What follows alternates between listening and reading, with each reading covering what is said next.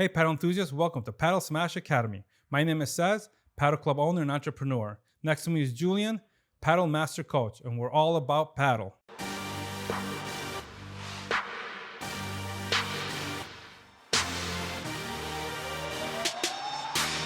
Whether you're new to the sport or an experienced player, you've come to the right place. Our goal is to provide you with paddle news, tournament outcomes, product reviews, and video lessons to take your game to the next level. So grab your paddle and let's get started at Paddle Smash Academy. Today we're going to talk about results of the World Padel Tour and some of the results from the tournaments here locally in Miami. Yes, unbelievable what happened in the finals of last weekend, Chile final. Coelho Tapia versus Galan and LeBron, and I'm sure either you read it or you listened to it or you watched it live, how the whole thing unfolded, but it was incredible, huge blunder by the referee, and incredible unsportsmanship from LeBron and Galan. I mean, that's a tough one. That's man. a tough one. Well, let's talk about it because some people haven't, maybe they haven't seen it or they don't, they don't understand what happened, right? So let's talk about what happened. There was a shot from, I think, Tapia, right?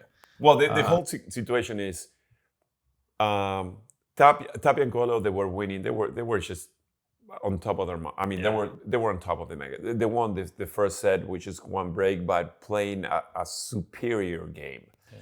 Second set, they were on serve until 4-4. They get a break of serve. They go up 5-4, serving to close out the match. Coelho starts serving, boom, boom, 30-all. They go and serves to LeBron. Point plays. He hits a huge forehand bomb. It's clearly in. I mean, you can see it 1,000 times and there's no way that ball went out. So it was 30-all. Now, the scorecard says 40-30, match point for Coelho Tapia. The commentators on television, they're saying 40-30, match point for Tapia. Nobody really hears the referee and he says 30-40. The crowd erupts in jubilation, they start clapping and all that. There's match point for Coelho and Tapia. Everybody gets so excited. They're serving 40-30, thinking they're serving 40-30. In reality, it was 30-40. Only the referee said that you cannot even hear because the crowd was erupting and cheering so loud on the match point. So that means that Coelho and Tapia didn't hear. They didn't hear the 30-40. And they thought this is match point. This is match point, exactly. Wow. And even though the commentators, Sevan Erone and everyone, even though the commentator who's sitting next to the chair umpire with the microphone says match point, scoreboard says 40-30 match point. Wow. So they play out the point. He hit Tapia hits a by 3, gets it out of the court. Galan runs to get it, won't get it. Match point. Throw out the paddles, hug each other. LeBron comes over, good match, guys. Everybody clapping, everybody applauding. Commentators, great match, unbelievable. So who saw this and who didn't see it? Does everybody think it was 40-30 match point? Yeah. Coelho, Tapia, Galan, and LeBron? They LeBron. all thought there was Commentators and the scorecard. Wow. So at what point? Wait a minute. The most important thing, the referee says game, set, match. So the match is over. He said it out loud. You can really hear it clearly. Galan comes back from picking up that by 3 ball, comes into the court and says, no. The referee said 30-40. Everybody was like, what do you mean? So he was the only one that kind of knew about it. Exactly. He was the only one who heard it properly. Right. Nobody else. So he goes, talks to the referee, and he plays like the dumb kid, I didn't know that. Oh my God. Oh no, but you guys won. But no, but the referee says that and all that. And you can see it on his face. Yeah. So he gets so into it and he goes to the referee, but you say 30-40. He said 30-40, 40-30. Who won the match? The referee said game, set, match. The referee says, oh, that's right. I said 30-40. So now it's golden point. Now it's 40-40. That's 40-40 golden Right, point. right. So Tapia and Coelho says, what do you mean? You say game, set, match. Wow. And LeBron says, yeah, it's it over. It's not over. I mean, he doesn't know because he thought it was over. He thought the it was only over. one that kind of knew what was up was Galan. Exactly. And he's playing like the dumb kid that didn't know. Oh the my fool, God. like, hey, it's not my fault. That's what the ref said. So I guess we have to continue playing, right? Exactly. And he knew all along what was going on, right? Exactly. You could tell by his reaction. That was clearly, But they were late to do a recall on the ball. So let's talk about that rule. I think the rule states that, okay, if you don't question the call and you continue to the next point, that's it. You no longer have You agree contested. to the score. Exactly. And I think that's what happened because Cuello and Tapia never heard any difference. They won the point. It was very obvious. The other team, their expressions like they lost that point. So there was no reason really to question it. They just didn't hear the referee with all the crowd yelling and stuff like that, yes. right? But the referee says game, set, match. Right. So should be over. But I don't, right. So, I mean, what do you do if the ref screws up? I mean, this is now having to go, does he go back on his, his word? That's a tough situation to do. And I guess they said, no, it's punto de oro, right? Golden point, and they have to continue playing. Yeah, but that's what he said. So he went back on his word, but the referee has the final decision. That's my point. Right. You know what I mean? Whatever regardless says. So if you said game, set, match, it's over, period.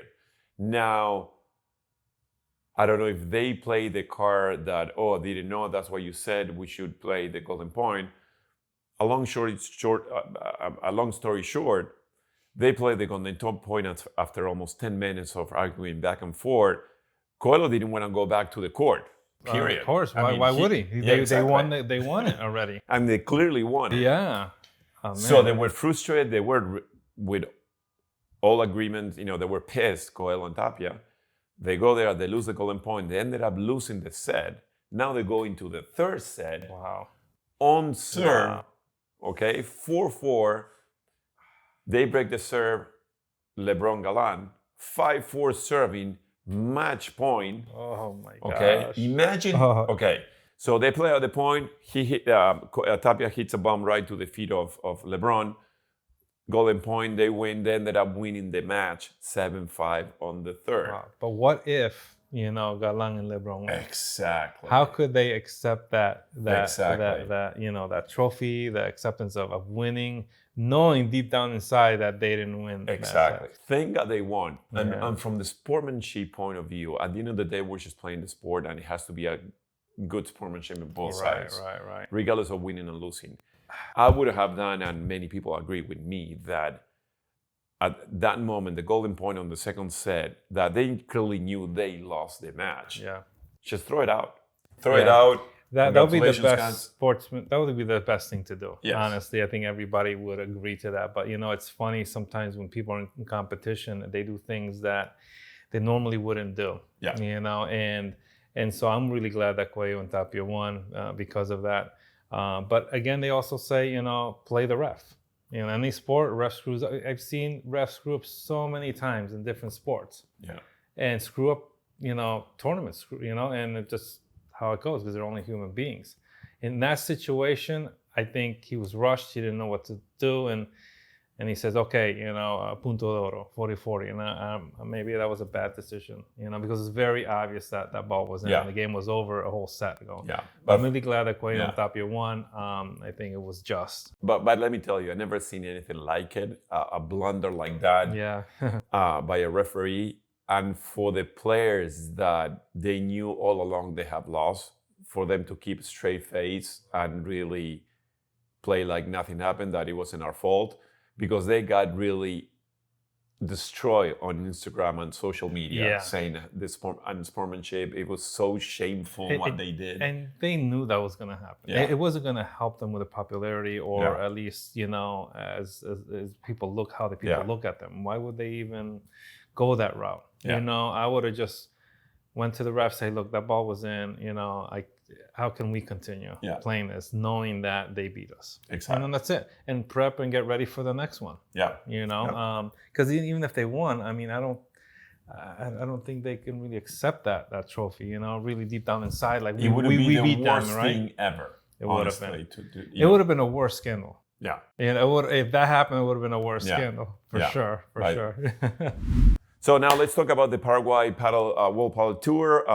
It's going on right now. We're Wednesday. They're already playing the 16th round. So couples are pretty much the same. LeBron Galan, seeded number 1. Coelho Tapia, seeded number 2. And the funny part here is we thought there were going to be new couples or new partnerships. Right. One was what? Tino, is it? Tino Lieback was going to be playing with Lamperti. Yep. And then Ausberger with Jangwas. That's what we saw. That's what we thought. But for what we've seen here, the Lieback and Ausberger, the last Chile's La Rioja finalists, the 2 young kids, 17 and 18-year-old, they're playing together. Very, very interesting. I was wondering how that happened. I think the only way they could have happened is with a wild card. Yeah. Because they didn't have enough ranking for them to make it. So that's exciting. They won the first round 7-5, 7-6. So let me ask you that. Are they going to have to continue doing that until they win one of these tournaments? Well, I mean, if they want to play together, they need to have the ranking. Gotcha. I mean, for them to get into the main draw. If not, they will have to play the previous or the qualifying rounds. Right. And that's why they were thinking about changing couples or partners for them to be able to make it into the main draw and bring up the rankings. All right. So they beat Pablo Castillo Valverde and Daniel Brazil Ambrosi in the 16th round. Yes. 7-5, 7-6. Yeah. Just barely made it there. Let's see who else we have in that first 16th round. So we have the Stup and Dineno. They're going to be playing together. They don't know yet who they're playing. Yeah. Beluati and Lamperti, they're sticking together for now. The ones that we don't see here, it's obviously.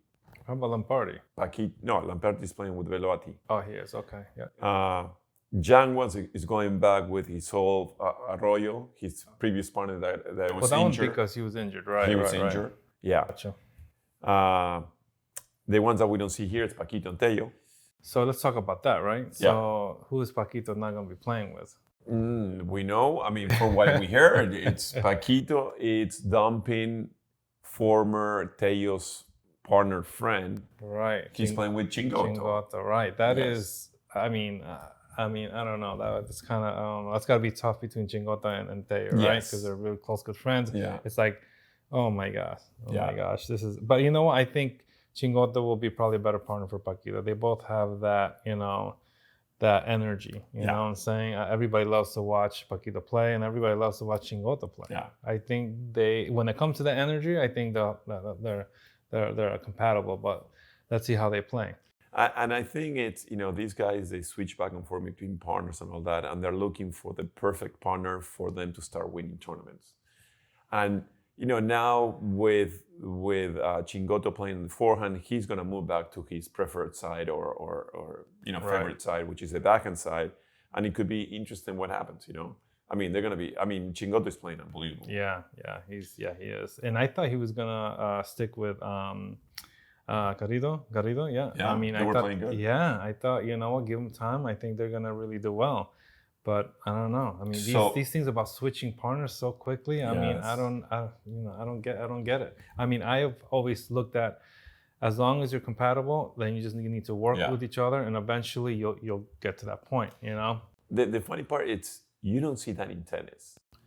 Well, I mean, tennis is more singles. Doubles. No, but in doubles, doubles, you don't see, the Bryan brothers losing a couple of tournaments and then switching partners. Or you don't see the top double players switching partners that fast. That's true. It's interesting what happens with Padel, and we'll see what happens. But something very interesting that we have to discuss now: for every new couple that is made, one has to be broken up. Right. So now, where's going Garrido? And where's going Tello? I know. Well, maybe they'll go together. So Alex Ruiz is playing with Tello. Tello, yep. And now all alone is Momo. Who is he going with? Jangwas. Yeah. Wow, that's gonna be. Said. That's gonna be good. That's gonna be interesting. Yeah, it will be. I mean, let's see how these partners work out. And if hopefully they'll stick with each other, or the next tournament they'll start moving around again. I mean, it's. I don't know. I think there should be like a certain point. Maybe there's a couple tournaments. I don't know. Well, they discussed it in the past to at least 3 months, 6 months, something. So there is no so many changes. But I'll give you an insight. I'm very interested in insight. This is how, and I give you because it comes from a good source. This is how you convince a player to come and play with you, especially if you're a top player. Let's say if you're a Paquito, and I'll tell you for experience, and I heard from a very good source that they said, okay, if you come in and play with me, now you're piggybacking from my sponsor, right? And that's 100,000 euros or 200,000 euros that you will make extra if you're playing with me. That's how they reel them in. Because now they're changing their logo on their shirt, and that's how they're reeling in. Gotcha. Interesting. So if you have good sponsors, you will be able to you got some leverage there. Leverage to get players to convince them to come and play with you. If you have no sponsors, you're in trouble. So at the end of the day, sadly, it's all about the money. euros. Yeah, that's true. It's true. And you know what? They have time the first month or 2 months, to really, and they should have a time limit. Yeah. Those 2 months before the first one, that's it. You have this time, that's it, man. You're stuck. Yeah. So you better make sure to make the right decision. Because they're switching to the whole, part of the season, something's half the season. I don't know. I'm not sure. I'm not sure if there's any new rules or that have to be, implemented or not. So for all our viewers and listeners, who do you think is going to win this tournament?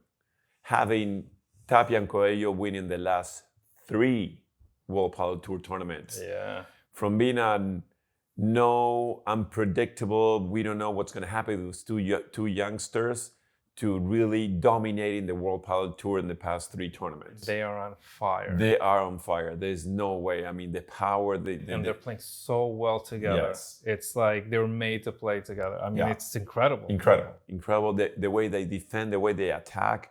When you hit a short love, oh my God, you're paying for it big time. Oh yeah. So it's going to be very, very interesting who's going to make it to the final. Please write us, write down below or DM us who you think is going to be winning this tournament. Maybe we can do a draw. Sure. Have Tapia's shirt. Yeah. Have a Tapia's signed shirt. We're going to see what we do with that one. It's going to be an exciting giveaway that we're going to be doing with our with our viewers and listeners. It's a beautiful shirt. Yeah. Signed by Tapia. Signed by Tapia. Very, very exciting about that. Okay. So let's talk about local tournaments. What do we have here? We had the Red Padel Tournament, right? That we just had. That was over at the Reserve Paddle. I think the finals was Will and Gabby versus Peter and Jacobo, right? Yeah. So that was a great match. I think that went to 3 sets. 3 sets, baby.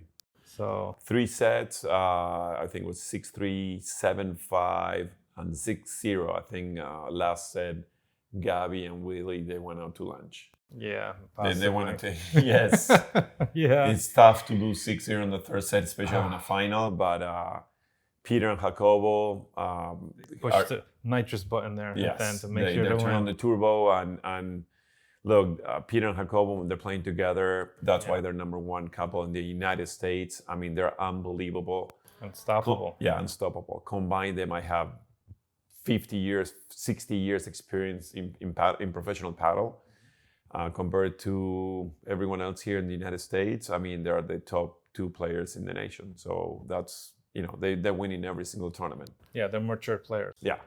For 2-3 decades. Yes. Where in here in Miami, it's newer. It's completely newer. Yeah. Yeah, that level is really far off. By the way, we're gonna have an exciting podcast with Peter Alonso. Oh yeah, please, tune in. Great. That's right. Tune in, stay tuned. Make sure that you check our podcast because it's coming up soon. Peter Alonso, we interview him for incredible his experience, what he's trying to do here in the United States with paddle, and he will be a great ambassador for paddle in the US. So I'm excited about that. So now Red Padel, unbelievable what they're doing. They're doing money tournaments. They have an upcoming tournament on. When is the next one? April 28th to the 30th. April 28th to the 30th. You can register at redpadel.com. It's a money tournament. It's a $20,000 prize money. $20,000. The first ever Padel Tournament with that prize So money. let's clarify that. Is it prize money in general, like the 20,000, like that they give out to, let's say, first, second players? Correct. So what does the finalists actually receive? Do you know? Like Okay, half of that, or the main Division 1 main draw winners, they will get $11,000. and that's in cash money, right? That's in cash money. Like a big check that you can A go big check and that deposit, right? Exactly. So do you think that's gonna draw in a lot of great players? It's gonna draw in some retired, some players from Europe or South America just to come in and play. I mean, that's real money. That's real money. That's almost as the same amount that the professionals get paid. Correct. I mean, wow, that's pretty That's amazing. exciting. Yeah, And it's very exciting. Yeah, Division 2, they're getting some money. Division 2, they're getting winners. They're getting $1,000 each. I mean, that's that's awesome. That's very good. Like I said, now we're having here in the United States prize money tournaments. That's a huge, huge step for what it was before. Thanks to the Red Padel and the great thing they're doing. We're gonna have Red Padel here. Hopefully, one of the creators, founders, Charles. We're gonna have him here on the podcast, interviewing him for him to go more into detail about Red Padel. But he's doing a great thing. So, and I highly recommend Red Padel. Is sort of like it's sort of like a rating system for you to get rated properly, and it's a great way for you to really get your hands and your feet and your paddle and your racket wet in the paddle world. I think they're bringing up the standards there. Yes. When it comes to tournaments, prize money, because prior to that, I mean, I think most tournaments were giving away free paddle racket. Yeah, That's maybe about $1,000, but now we're talking $20,000, a huge prize money. Right. And the only way this is going, it's going up. Yeah. Okay, so get ready. It's gonna be the standard. Yes, start training and let's take your paddle game to the next level by start playing those tournaments. Yeah. Thanks for tuning in to Paddle Smash Academy. We hope you find our videos informative and helpful in improving your game and learning all things paddle. And if you haven't already, make sure that you hit that subscribe button and turn on the notifications so you never miss a video from us. So until next time, keep practicing, keep improving, and keep on smashing that paddle. See you in the court.